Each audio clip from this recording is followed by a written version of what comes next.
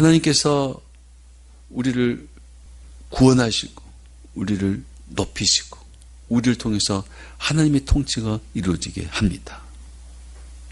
그래서 이 말씀대로 여러분들도 신앙생활하면서 가만히 이렇게 봐보십시오. 믿는 사람을 무시하고 업신여기고 있고 짓밟고 해치는 사람이 있을 때 그 믿는 사람은 어떻게 해야 돼요? 끝까지 믿는 사람답게 돼야 됩니다. 끝까지 그를 용서하고 사랑해야 됩니다. 내가 억울하고 내가 불이익을 당한다고 해서 같이 삿대질하고 같이 공격하고 같이 해를 끼치는 것이 아니라 예수님이 십자가를 지는 것처럼 우리도 내 십자가를 지고 저들 용서하고 끝까지 사랑해야 됩니다. 그래야 돼요. 그래야 하나님이 건져주시죠. 싸울 것 다 싸우고 욕할 것 다 욕하고 그런데 하나님 어떻게 건져주시겠어요? 똑같은데 마귀한테 넘어가 버렸는데. 정말 우리가 하나님의 자녀답게 살 때 하나님 우리를 건져주십니다. 그러면 반전이 일어납니다. 반전. 여러 조상들, 요셉의 형제들이 요셉을 애굽에 팔았지만 요셉은 총리가 되어 있고 높은 사람이 되어 있고 형제들은 그 총리 요셉 밑에 와서 무릎을 꿇고 고개를 숙이게 됩니다. 반전이 일어납니다. 예수님이 죄 없는 예수님이 불의한 재판을 당하고 죄 없이 십자가 고난을 받고 죽으셨지만 예수님이 무덤에서 부활하시고 하나님이 예수님을 일으켜 구원자로 세우시고 많은 사람들이 예수님 앞에 무릎 꿇어 반전이 일어나게 한다는 거예요. 반전. 요셉이 경험했고 예수님이 그랬고 오늘 우리도 마찬가지다 이 말입니다. 하나님은 약한 자를 강하게 하시는 반전을 일으킵니다. 약한 자, 무조건 약하다고 해서 강하게 하진 않아요. 하나님의 거룩한 백성으로 사는 약한 자입니다. 끝까지 하나님의 자녀답게 사는 것을 포기하지 않는 약한 자. 그 약한 자를 강하게 하시는 반전을 분명히 하나님은 일으키십니다. 분명히 그렇게 합니다. 분명히 그렇게 해요. 그렇다면 요셉처럼 예수님처럼 억울하게 고난과 환난을 당할지라도 그들을 원망하거나 저주하지 말아야 합니다. 나는 정말 정직하게 진실하게 진심으로 되어 있는데 그것을 악용하고 이용하고 나를 짓밟고 아프게 하고 그렇다 하더라도 예수님을 찌르고 예수님을 십자가에 매단다 할지라도 예수님이 저들을 용서하신 것처럼 우리도 용서할 수 있어야 된다 이 말입니다. 그렇게 하셔야 돼요. 하나님의 반전이 있습니다. 그건 하나님의 약속이에요. 하나님의 약속, 그 반전, 약속이 땅에 있어요.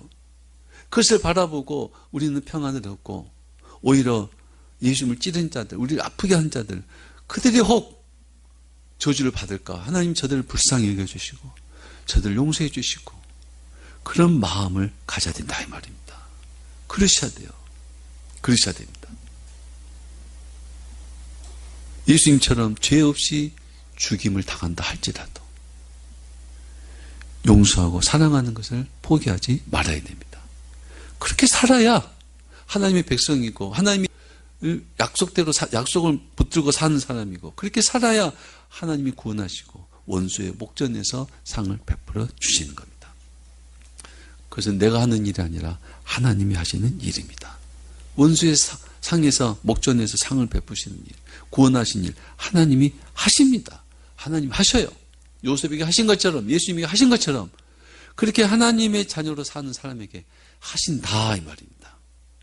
그렇다고 해서 그것이 세상에서 출세한다는 말이 아닙니다. 하나님이 원수의 목전에서 상을 베풀어 주신다 이 말을 세상에서 출세한다, 저 사람보다 더 부자가 된다 하는 말이 아닙니다. 그렇다고 해서 세상에서 출세하지 않는다는 말도 아니에요.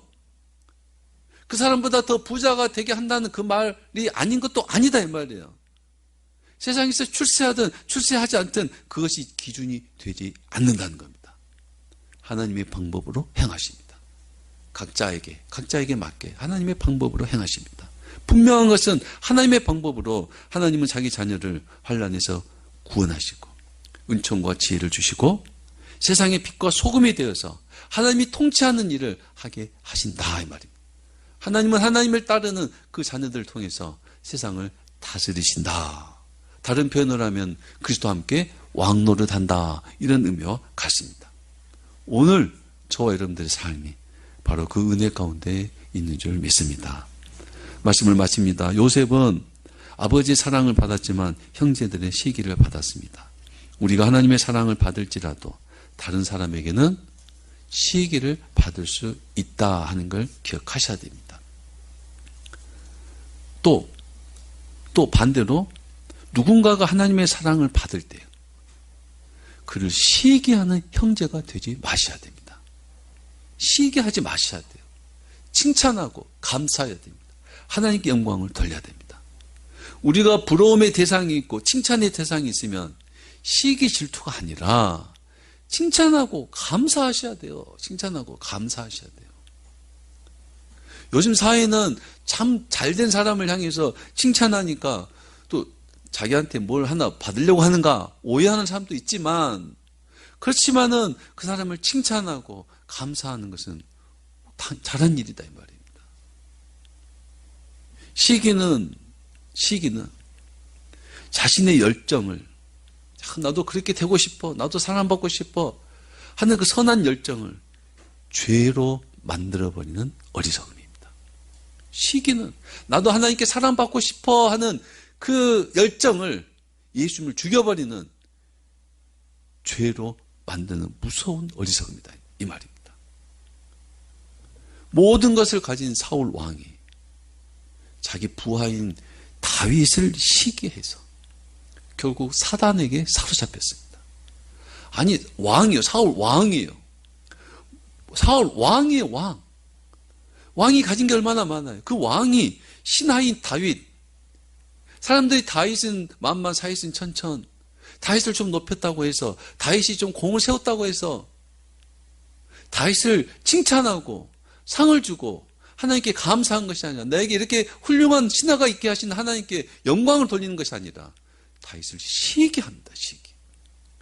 다윗을 시기한 결과 사단에게 사로잡힙니다. 예수님 때 종교 지도자들이 예수님을 시기하여서 예수님을 십자가에 죽게 만듭니다. 시기는 내가 육신에 속한 사람이라는 것을 증명합니다. 하나님, 저는 하나님께 속한 사람이 아니라 영적인 사람이 아니라 육적인 사람입니다. 이걸 증명하는 겁니다. 고린도전서 3장 3절 너희는 아직도 육신에 속한 자로다. 너희 가운데 시기와 분쟁이 있으니 어찌 육신에 속하여 사람을 따라 행함이 아니리요. 시기는 그냥 보통의 감정이 아니라 육신에 속한 죄악의 감정입니다. 아주 나쁜 겁니다. 시기하는 마음 우리 안에 생긴다면 그는 죄가 잘한다고 생각하시고 뿌리째 뽑으셔야 됩니다. 뿌리째 뽑으시고 도리어 감사, 칭찬하는 일에 인색하지 않아야 됩니다. 요셉처럼 예수님처럼 환난 가운데서도 거룩하게 사는 걸 포기하지 마시기 바랍니다. 우리가 하나님의 자녀로 사는 것 때문에 고난을 당해도 하나님의 자녀로 살아야 됩니다. 하나님 말씀대로 순종하고 사는 것 때문에 환난을 당해도 하나님 말씀으로 살아야 됩니다. 하나님 말씀대로 끝까지 산다는 것은 종교적 다툼이 아니라 끝까지 용서하고 사랑하고 사는 겁니다. 하나님은 우리를 모든 환난에서 구원해 주십니다. 우리를 구원하실 뿐만 아니라 우리를 영육으로 높이시고 원수의 목전에서 상을 베푸시고 선한 영향력을 행하게 하십니다. 하나님은 우리를 통해서 온 집에 하나님의 나라로 통치하기를 원합니다. 그러므로 우리는 환난 가운데서나 어디에서나 하나님의 말씀, 하나님의 통치가 실현되는 하나님의 나라로 살아야 됩니다. 그렇게 하나님의 은총과 지혜로 충만한 저와 여러분이 되시길 주의 이름으로 축복합니다. 하나님 아버지 감사합니다. 어떤 오해와 어떤 모함과 핍박 속에서도 어떤 고난과 고통 속에서도 하나님 우리와 함께 하고 계신 것을 잃지 않게 해주시고 끝까지 믿어 하나님의 자녀답게 사는 걸 포기하지 않고 약속을 믿어 약속대로 사는 것을 포기하지 않고 끝까지 거룩하고 진실되게 사는 것을 포기하지 않고 끝까지 하나님의 자녀로 사는 우리가 되게 하여 주시옵소서. 모든 환난에서 구원하시는 하나님께서 우리를 구원하실 줄 믿습니다. 하나님이 행하실 그 일을 바라보고 오늘 우리가 해야 될 일 최선을 다하고 낙심하지 않고 열심히 하는 우리가 다 되게 하여 주시옵소서. 예수님의 이름으로 기도합나이다. 아멘.